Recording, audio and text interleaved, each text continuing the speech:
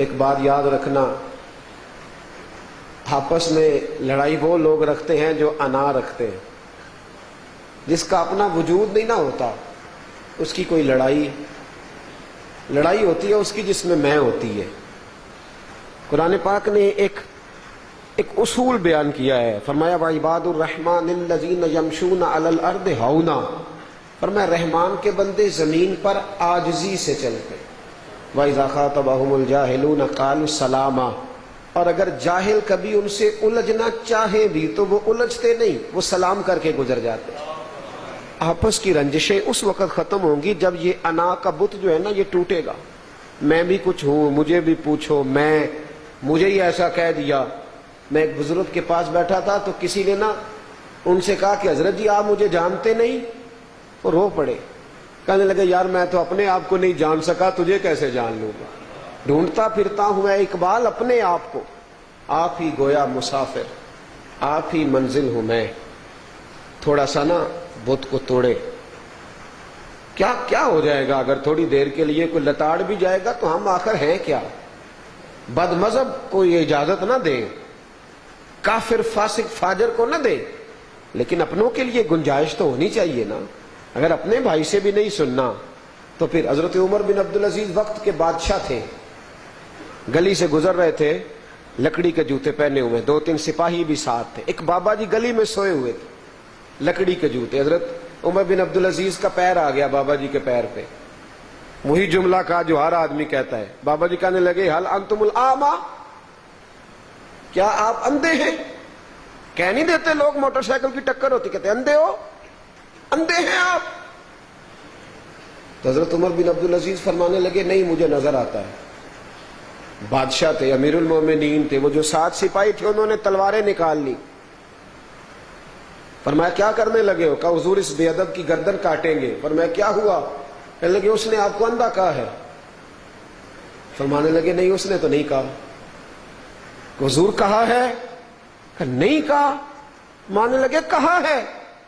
تو حضرت عمر بن عبدالعزیز فرمانے لگے یہ بتاؤ باتیں تم سے کر رہا تھا کہ مجھ سے کر رہا تھا؟ کہا حضور آپ سے کر رہا تھا۔ تو فرمانے لگے نادانو، اس نے تو ایک سوال پوچھا ہے، اس نے پوچھا ہے آپ اندھے تو نہیں؟ تو میں نے کہا ہے مجھے نظر آتا ہے، اس میں جھگڑے والی کون سی بات ہے؟ بات تو موٹی سی ہے نا، جھگڑے والی؟ دیکھیں نا طلاقیں بہت زیادہ ہو رہی ہیں، کس کی وجہ سے ہو رہی ہیں؟ عورت کی وجہ سے کہ مرد کی وجہ سے؟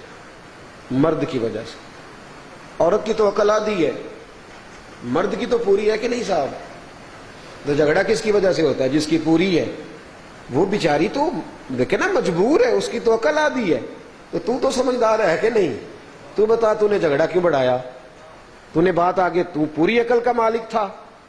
ایک بات سنا دوں، حضرت ابو الحسن بہت بڑے شیخ گزرے، محمود غزنوی ان کا عقیدت مند تھا، ابو علی سینا بہت بڑا سائنسدان ان کا مرید تھا، حضرت ابو الحسن علیہ رحمہ کی زوجہ بڑی سخت مزاج تھی۔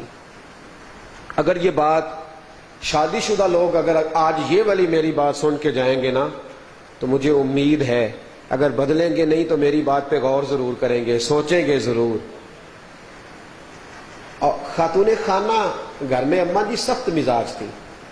ایک آدمی کہتا میں مصر سے چلا، کئی مہینے کا سفر طے کر کے آیا، بستام میں پہنچ کے حضرت کے دروازے پہ دستک دی، اندر سے اماں جی بڑے سخت لہجے میں بولی کون ہے؟ کہ میں حضرت ابو الحسن کا عقیدت مند ہوں، بڑی دور سے آیا ہوں۔ تو اماں کہنے لگی لگتا ہے تو بھی گھر کی کوئی ذمہ داری پوری نہیں کرتا جیسے وہ نہیں کرتے۔ میں نے کہا یار میں کیا زاویہ بنا کے آیا تھا، اور جس آدمی کا گھر میں کوئی حال نہیں تو اس کے بارے میں خیر میں نے کہا اب آ گیا ہوں تو مل لے۔ تو میں نے کہا حضرت ہیں کہاں؟ اماں جی فرمانے لگے جنگل میں 4 لوگ بیٹھے ہوں گے، اللہ ہو رہی ہوگی، تو بھی چلا جا۔ کہتے ہیں میں نے کہا اب آیا ہوں تو مل لیتا ہوں۔ کہتے ہیں جنگل کو منہ کیا تو حضرت صاحب شیر پہ بیٹھے واپس آ رہے تھے، شیر پہ بیٹھے تھے، شیر پہ، اللہ اکبر۔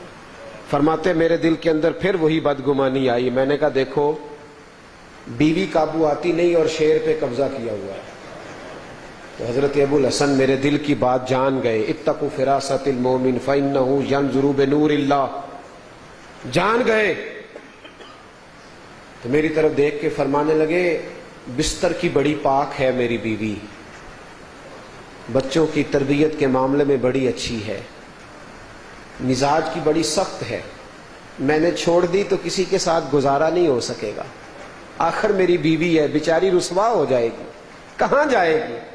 اور وہ شخص کہتا ہے حضرت نے ایسا لفظ کہا کہ مجھے وجد ہو گیا، میرا اس طرح طبیعت چاہے کہ کپڑے پھاڑ دوں اور جنگل میں چلا جاؤں۔ فرمانے لگے سن، یہ جو میں شیر پہ بیٹھا ہوں نا، یہ وظائف کی وجہ سے نہیں بیٹھا، چلے کی وجہ سے نہیں بیٹھا، میں اس بد زبان سے حسن سلوک کرتا ہوں تو رب نے یہ بے زبان مخلوق میری فرما بردار بنا دی ہے، یہ اس کے سبب سے اللہ نے میرے اوپر کرم فرمایا ہے۔